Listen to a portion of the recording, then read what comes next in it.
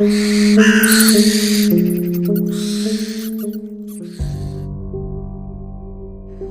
नाम कुणाल है और ये बात है हैलोवीन नाइट की। हैलोवीन एक ऐसा त्योहार है जो सब लोग बहुत ही ज़्यादा खुशी से मनाते हैं और बच्चे अपने आसपास के लोगों के घरों में जाते हैं और उनसे बोलते हैं ट्रिक और ट्रीट। उसके बाद वो लोग उन बच्चों को कैंडीज़ या फिर चॉकलेट्स देते हैं और फिर बच्चे खुश हो जाते थे। हैलोवीन का इंतज़ार हर कोई करता है। ऑफ कोर्स मैं अभी बच्चा नहीं था, लेकिन फिर भी मैं और मेरे दोस्तों का ग्रुप हम सबको हैलोवीन नाइट्स में लोगों के घर जाकर उनसे ट्रीट्स लेना बहुत ही ज़्यादा पसंद है। इसलिए उस रात हर साल की तरह मैं ट्रिक और ट्रीट के लिए जा रहा था। थोड़ी ही देर हो चुकी थी, लेकिन तभी मुझे एक घर दिखा जो बहुत ही ज़्यादा वियर्ड लग रहा था।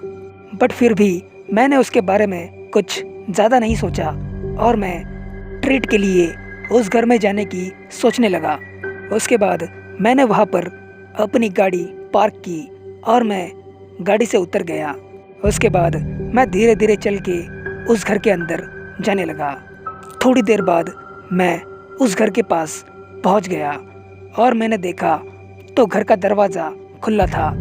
इसलिए मैं घर के अंदर चला गया, लेकिन अंदर जाते ही मैंने देखा तो बहुत सारा अंधेरा छाया हुआ था। वो अंधेरा देखकर मुझे लगा कि उस घर में कोई भी नहीं रहता होगा। इसलिए मैं बाहर जाने के लिए पीछे मुड़ा, लेकिन उस घर से बाहर जाने का दरवाज़ा मुझे कहीं भी नहीं दिख रहा था। इसलिए मैं वो दरवाज़ा इधर उधर ढूंढने लगा।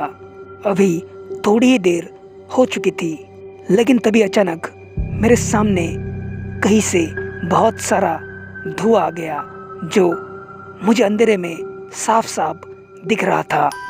और उसके बाद मेरे सामने एक डरावनी चुड़ैल आ गई जो मुझे ही घूरे जा रही थी। उसे देखकर मैं पूरी तरह से डर गया। अभी वो चुड़ैल मेरे साथ कुछ करने ही वाली थी, तभी अचानक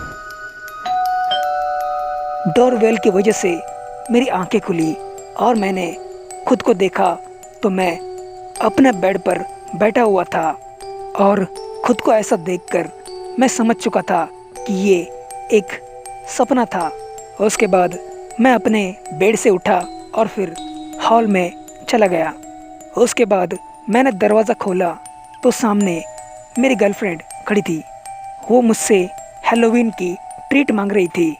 उसके बाद मैं उसे ट्रीट देने के लिए एक रेस्टोरेंट में लेकर गया था, लेकिन रास्ते में मुझे वही अजीब घर नज़र आया था जिसे मैंने कुछ ही देर पहले सपने में देखा था। पर इस बार मैं उस घर की तरफ बिल्कुल भी नहीं गया और मैं अपने रास्ते चलने लगा था। अब इस बात को 1 साल बीत चुका है, लेकिन मैं आज भी कंफ्यूज हूँ कि क्या उस घर में वही चुड़ैल है जो मैंने सपने में देखी थी, या फिर उस घर का क्या राज है।